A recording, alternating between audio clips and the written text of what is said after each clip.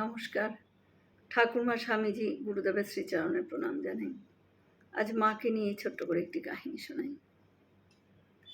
হাইকোর্টের রায় মাথা পেতে নিলেন স্বামী ব্রজেশ্বরানন্দ মহারাজ। তিনি মঠে খুব কাজকর্ম করতেন বলে ঠাকুরের সন্তান ও অন্যান্য সন্ন্যাসীদের স্নেহভাজন ছিলেন। এর ফলে তার মনে অভিমান অত্যন্ত বৃদ্ধি পায়।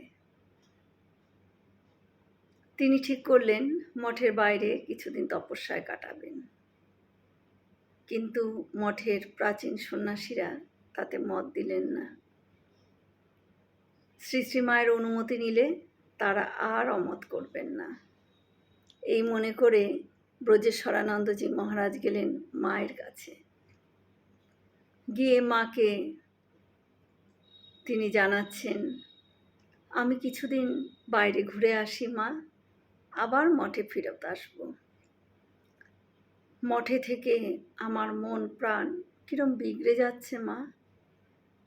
মহারাজদের ভালোবাসা পেয়ে আমি আর সাধুদের গ্রাহ্যের মধ্যেই আনছি না। এক এক সময় তাদের যা মনে হয় তাই বলে ফেলি মা। মা বলছেন, কোথায় যাবে বাবা? তোমার তো সঙ্গে কোনো টাকা পয়সা নেই।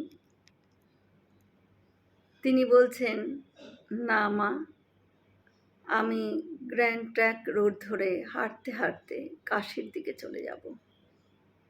কার্তিক মাস, জমেরও 4 দৌড় খোলা। আমি তো মা, আমি কি করে বলি বাবা তুমি যাবে? তোমার সঙ্গে তো টাকা পয়সাও নেই। খিদে পেলে কোথার থেকে খাবার পাবে? মা অনুমতি দিলেন না। ব্রজেশ্বরানন্দজিরও আর যাওয়া হলো না। হাইকোর্টের রায় মাথা পেতে নিলেন। মঠের সব সন্ন্যাসীদের কাছেই মা ছিলেন শেষ কথা। জয় মা শারদা। আমরা সকলে মিলে একসাথে বলি, জয় মহামায় কি জয়, জয় ভগবান শ্রী শ্রী রামকৃষ্ণদেব কি জয়, জয় স্বামীজি মহারাজজি কি জয়। হয়তো অনেক ভুল ত্রুটি হলো, ঠাকুর যেন আমায় ক্ষমা করে দেন। সকলে সুস্থ থাকবেন, আনন্দে থাকবেন। ঠাকুর মায়ের কৃপা দৃষ্টি সকলের উপর বর্ষিত হোক। শুভরাত্রি।